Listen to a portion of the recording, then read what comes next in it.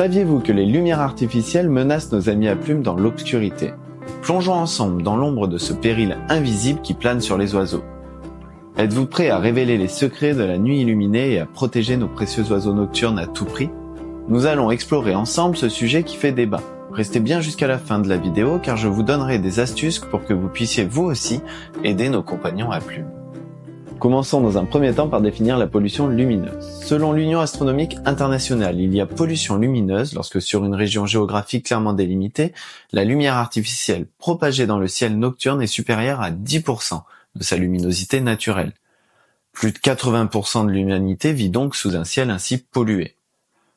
Les 11 millions de points lumineux recensés seulement en France pour l'éclairage public ont progressé de 89% entre 1992 et 2012. Il faut ajouter à ce chiffre les éclairages privés de type enseigne ou affichage lumineux, les sites privés éclairés également comme les entrepôts, les parkings, les éclairages des façades et les installations dans les jardins particuliers. Mais alors, quelles sont les conséquences de cette pollution lumineuse? La première conséquence majeure de cette pollution lumineuse sur nos amis à plumes, c'est la désorientation et les accidents.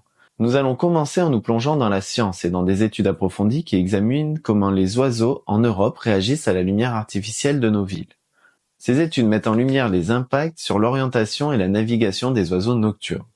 2/3 des oiseaux migrateurs voyagent de nuit, utilisant les étoiles comme guide.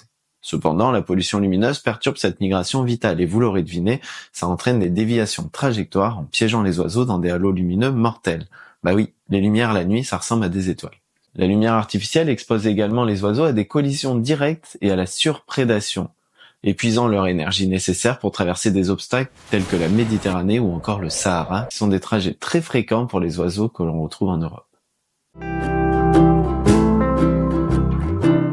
Deuxième conséquence majeure, c'est la perturbation des cycles de reproduction. Et celle-là, on en parle moins.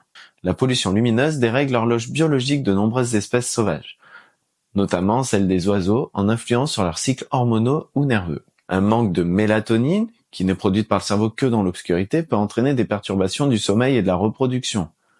Et les oiseaux n'ont pas de somnifères. Le cycle naturel de l'alternance du jour et de la nuit, appelé rythme nictéméral, est pourtant nécessaire aux êtres vivants, et à tous les êtres vivants.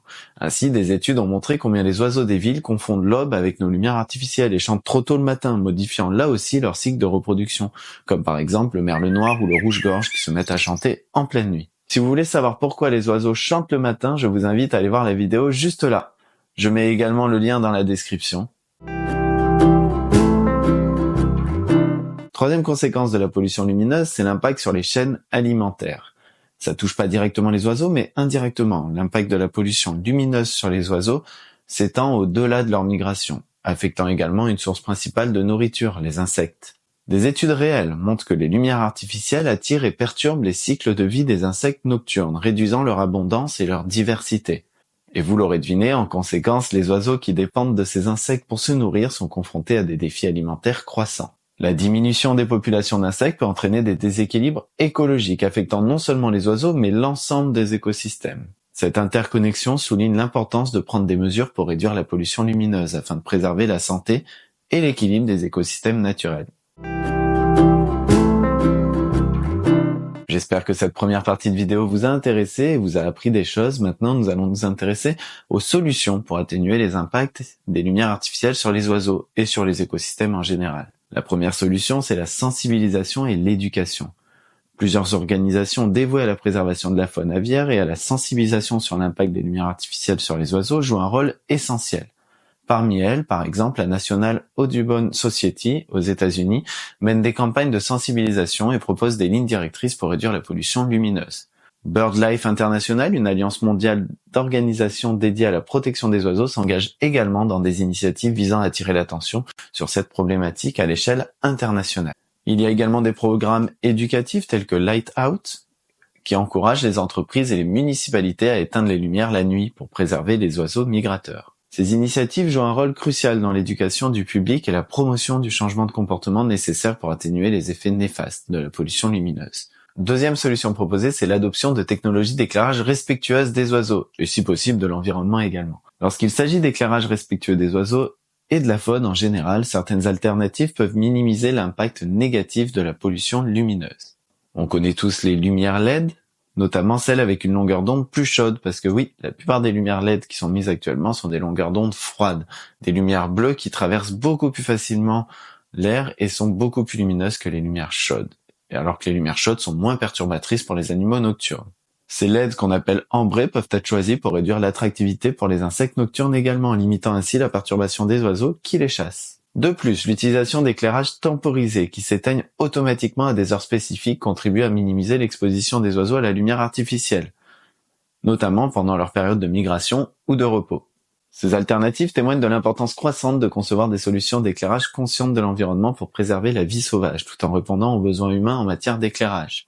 C'est pas encore le cas pour les panneaux lumineux des pubs, par exemple, j'en reparle dans la conclusion de cette vidéo. Troisième solution, c'est la législation et la réglementation. Plusieurs pays et villes ont pris des mesures réglementaires visant à limiter les impacts des lumières artificielles sur la faune.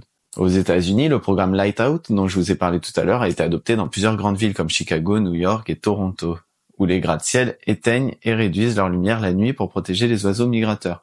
En Europe, des pays comme les Pays-Bas, l'Allemagne et même la France plus récemment ont mis en place des réglementations visant à réduire la pollution lumineuse. Singapour a également pris des mesures en imposant des normes d'éclairage extérieur pour minimiser l'impact sur la biodiversité. Tous ces exemples nous montrent une prise de conscience croissante et des efforts pour atténuer les effets néfastes de la pollution lumineuse sur la nature. Maintenant que nous avons vu les solutions plus globales, nous allons voir comment vous, oui vous là, derrière votre écran, vous pouvez agir aussi pour diminuer cette pollution lumineuse. La première chose à faire, c'est réduire l'éclairage inutile, notamment lorsque vous n'êtes pas présent chez vous.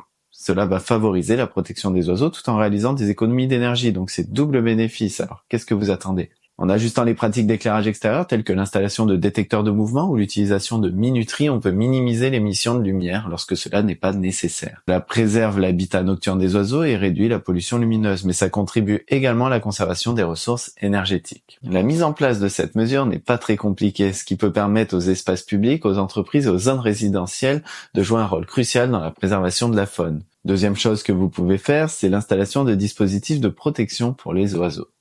Alors vous allez me dire, mais comment je peux protéger les oiseaux la nuit face aux lumières ? Eh bien c'est très simple, vous n'allez pas les protéger directement face aux lumières, mais vous pouvez mettre des autocollants anti-collision sur vos vitres pour jouer un rôle significatif dans la réduction des collisions fatales. Ces autocollants sont visibles pour les oiseaux tout en étant relativement discrets pour les humains, aidant à signaler la présence d'une barrière, notamment d'une vitre qui n'est pas visible pour les oiseaux, ce qui réduit le risque de collision accidentelle sur des surfaces vitrées. De plus, l'utilisation de caches pour les lumières extérieures comme des abat-jours spécialement conçus contribue à minimiser la pollution lumineuse, éviter les lumières dirigées vers le ciel, préférer les lumières orientées vers le sol. Ça tombe bien, nos pieds sont posés au sol. Ces interventions simples peuvent être mises en œuvre au niveau individuel dans les foyers ou adoptées à plus grande échelle par les entreprises et les organisations pour créer des environnements plus sûrs pour les oiseaux. On parle même de couloirs migratoires où les zones seraient complètement éteintes pour permettre le passage des oiseaux migrateurs. Enfin, si vous voulez agir encore plus sur ce phénomène, la Ligue pour la protection des oiseaux, la LPO, qui est une organisation non gouvernementale française, se positionne en tant qu'acteur clé dans la préservation des oiseaux et de la biodiversité. Cette association, engagée dans la sensibilisation du public, la conservation des espèces et la sauvegarde des habitats naturels, joue un rôle crucial dans la lutte contre la pollution lumineuse. En encourageant les initiatives Villes et villages étoilés, par exemple, la LPO vise à réduire la pollution lumineuse tout en favorisant la visibilité du ciel étoilé. Vous pouvez retrouver sur leur site des recommandations pratiques pour l'éclairage extérieur respectueux des oiseaux. En conclusion, la protection des oiseaux et de la biodiversité dans le contexte de la pollution lumineuse est une responsabilité partagée. Chacun de nous a un rôle à jouer pour minimiser les effets néfastes des lumières artificielles sur ces espèces vulnérables. La LPO offre des solutions pratiques et des initiatives montrant que des actions simples telles que l'adoption d'un éclairage respectueux des oiseaux peuvent être faites à grande échelle. Avez-vous déjà été témoin des effets de la lumière artificielle sur les oiseaux ? Partagez vos expériences dans les commentaires et donnez-moi des idées pour les prochaines vidéos qui vous intéresseraient. Ensemble, nous pouvons enrichir la discussion sur la protection des oiseaux et inspirer des actions concrètes.